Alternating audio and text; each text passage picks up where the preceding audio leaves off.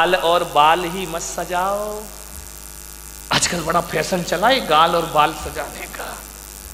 अच्छा नहीं, एक आया था यहीं बैठा हुआ एक लड़का, आजकल ऐसी फैशन ऐसी फैशन ऐसी फैशन ऐसा फैशन चला है, वो बाल है ना इधर से गायब इधर से गायब है, 4 अंगुल इधर से गए 4 अंगुल इधर से गए, बीच में रखा हुआ है। मैंने कहा क्या हो गया इस आदमी को, पागलपन तो देखो। मैंने कहा यार ये है क्या। वो मैं बिहार कर रहा था, बिहार करते बम्बई से आ रहा था, हाईवे पे मैंने देखा कि 2 आजू बाजू सर्विस लाइन होती है ना, साइड में चलने के लिए। इधर सर्विस लाइन इधर सर्विस, 4 अंगुल की ये सर्विस लाइन 4 अंगुल की ये सर्विस लाइन, बीच में फ्लाईओवर। वाह आदमी पूरा ट्रैफिक जाम कर रखा है बालों का, है ना। बाल और गाल कोई सुंदर मत बनाओ। बाल और गाल सुंदर होने से कुछ नहीं होता है। जुबान को सुंदर बनाओ, वाणी को सुंदर बनाओ, तो सारी दुनिया अपने प्रति आकर्षित हो जाया करती है।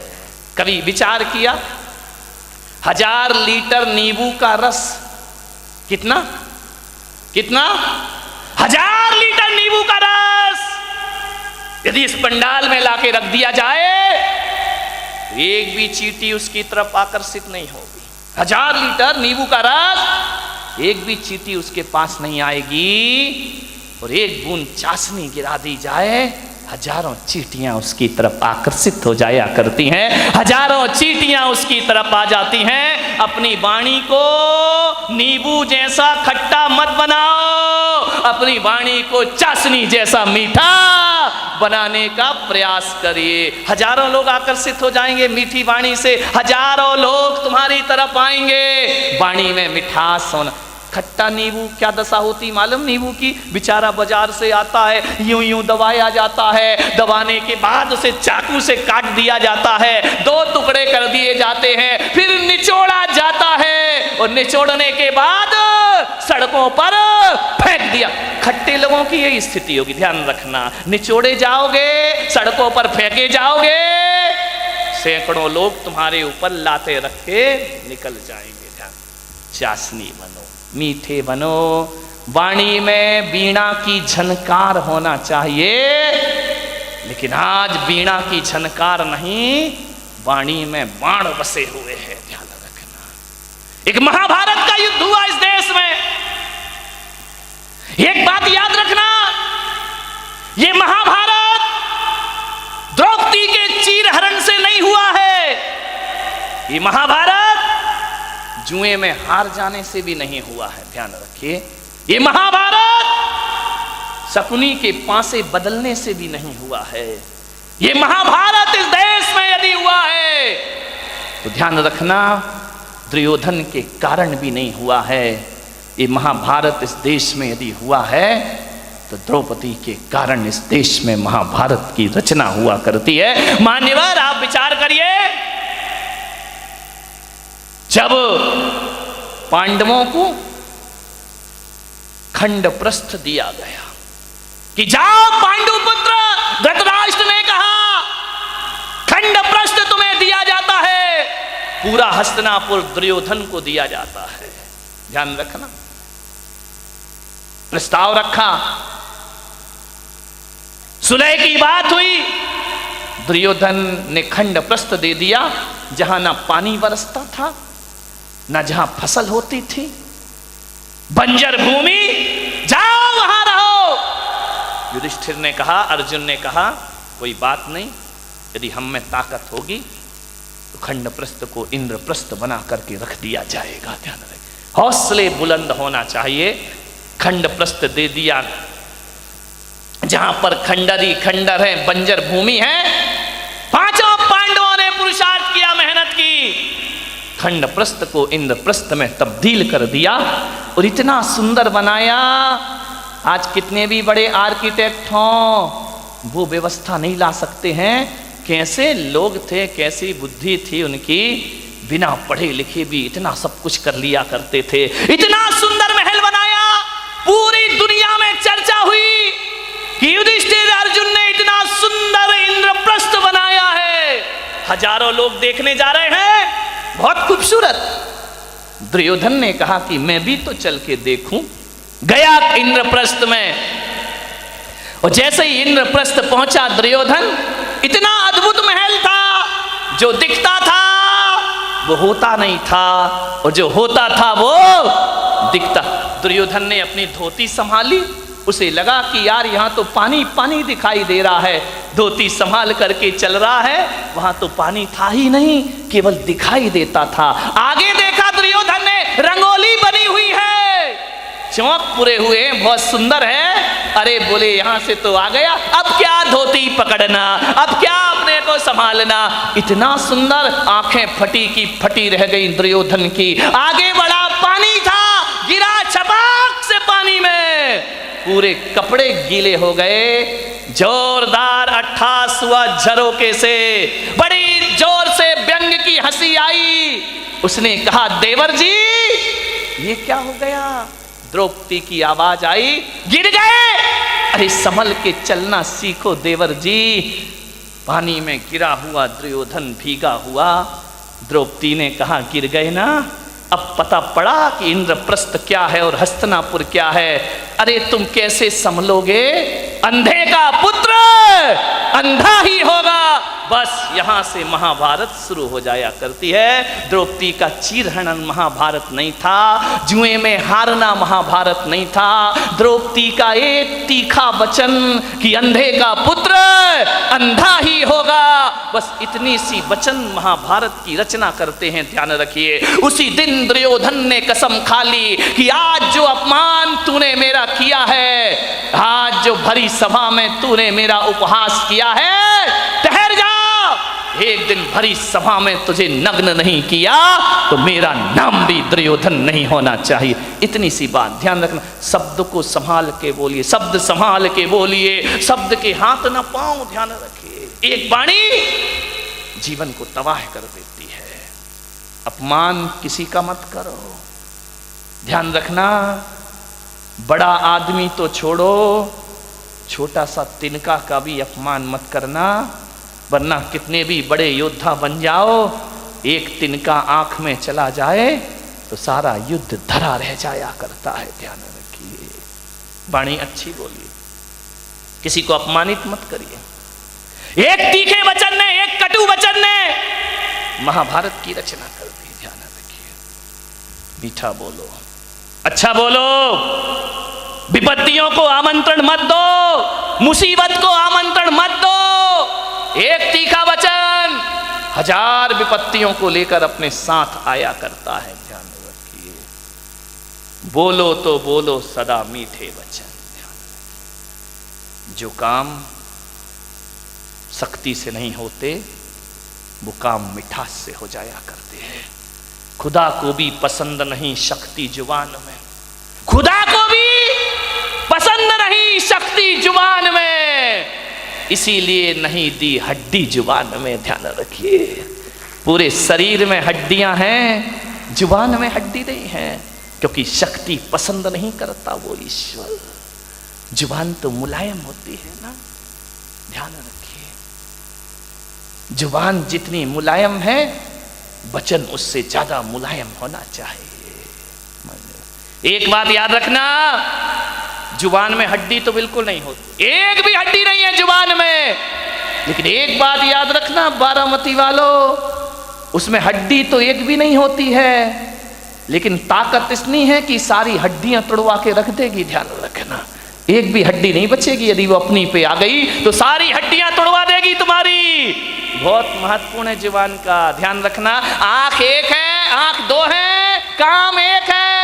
ये आंख भी देखती है, ये आंख भी देखती है। कान दो हैं, दायां कान भी सुनता है, बायां कान भी सुनता है। नासा द्वार दो हैं, दाई नासिका, रामदेव बाबा अनुलोम विलोम है ना, दो होती है। ध्यान रखिए, विचार कर। बड़ी दिक्कत हो गई इस देश में। किस्मत है मेरी कि इतनी महिलाएं और इतने पुरुष मेरे प्रवचन में आ रहे हैं, वरना टाइम किसके पास है। महिलाओं के पास तो और भी नहीं है।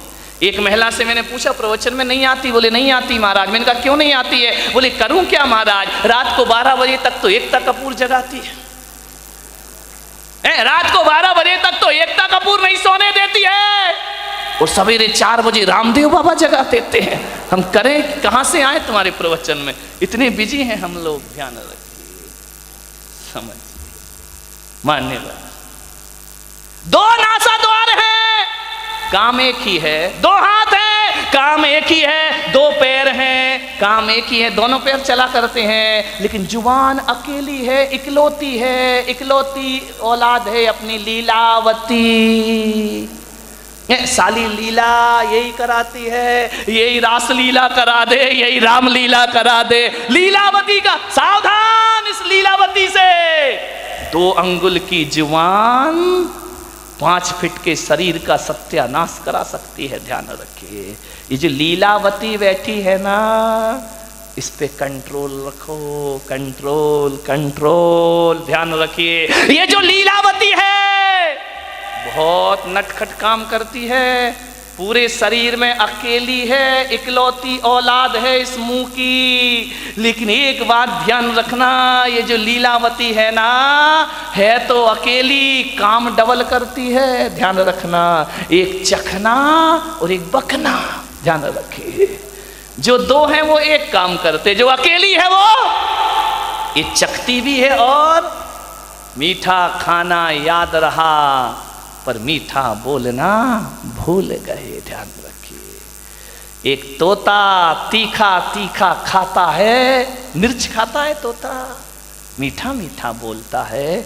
और हम मीठा मीठा खाते हैं, बोल दो तीखा तीखा बोलते हैं हमें जुबान से।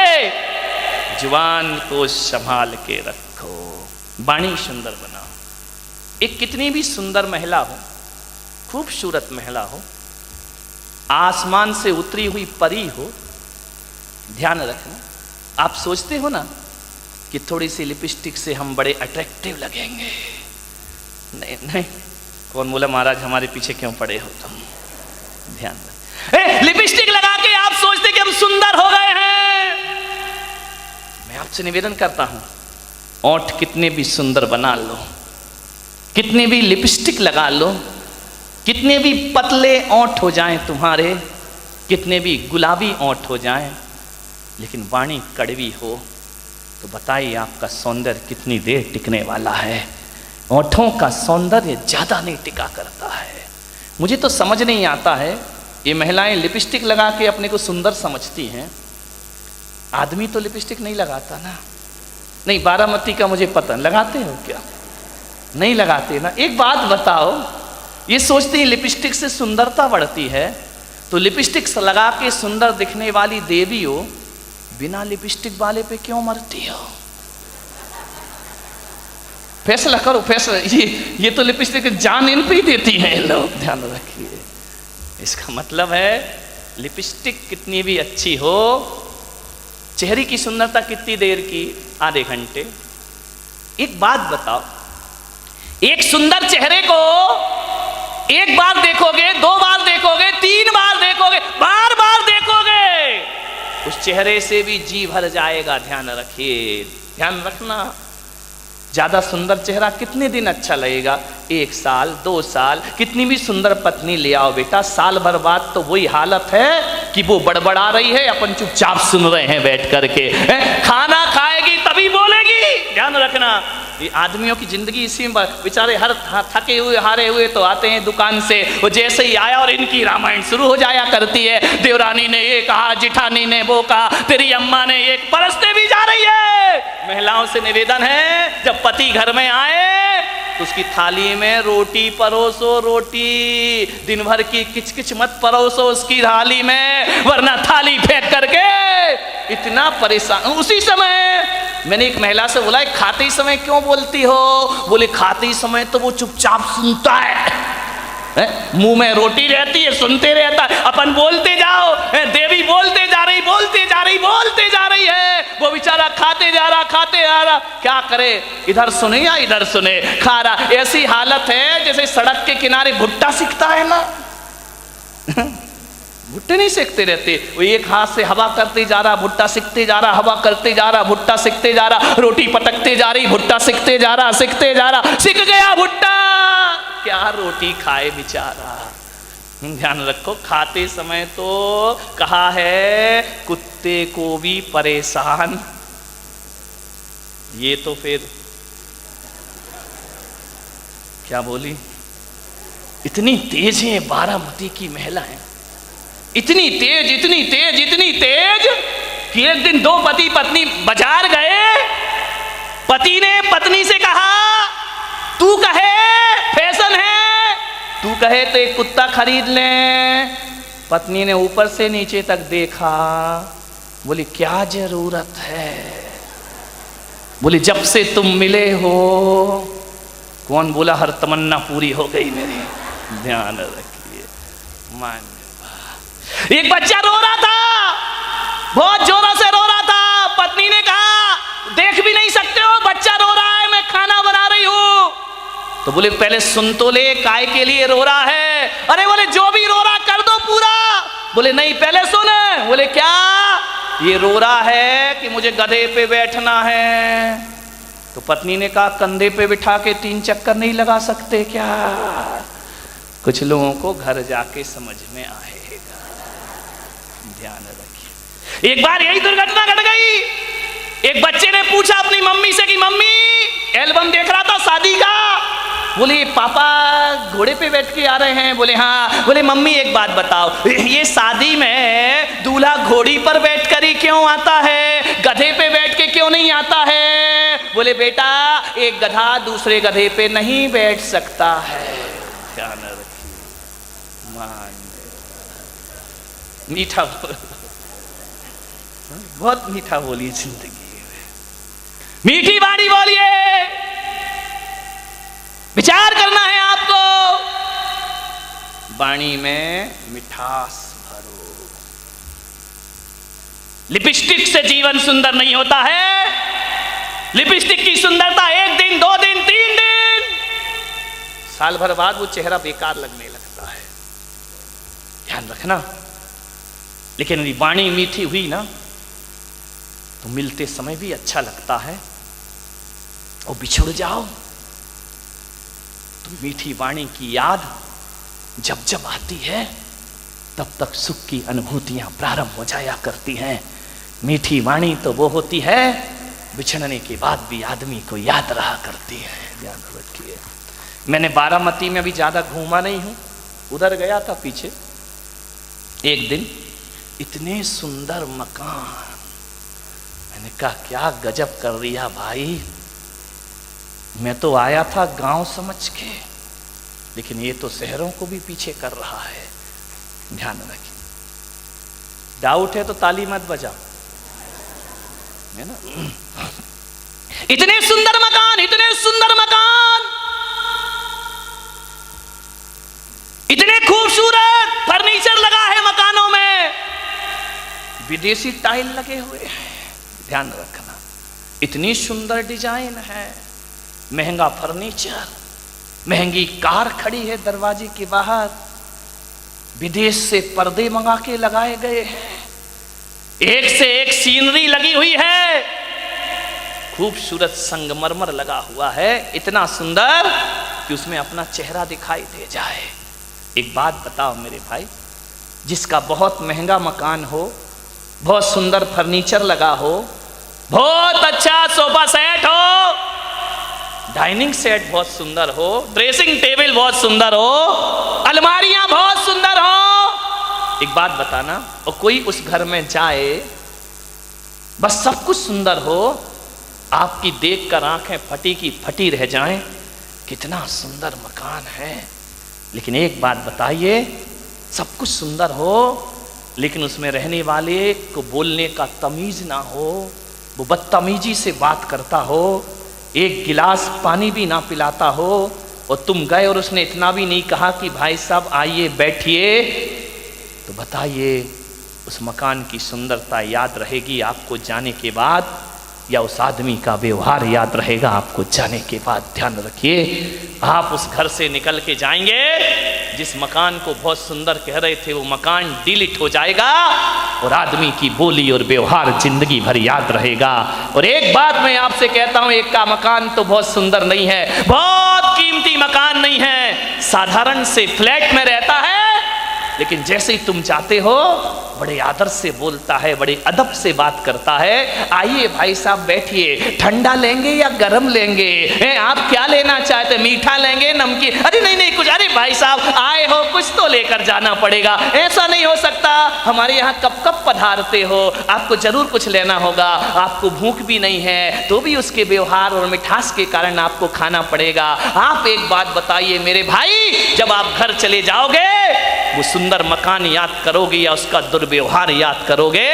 वो घर जाओगे ये घटिया मकान याद करोगे या आदमी का व्यवहार याद करोगे? ध्यान रखिए, सुंदर मकानों को याद नहीं किया जाता है, सुंदर वाणी और व्यवहार को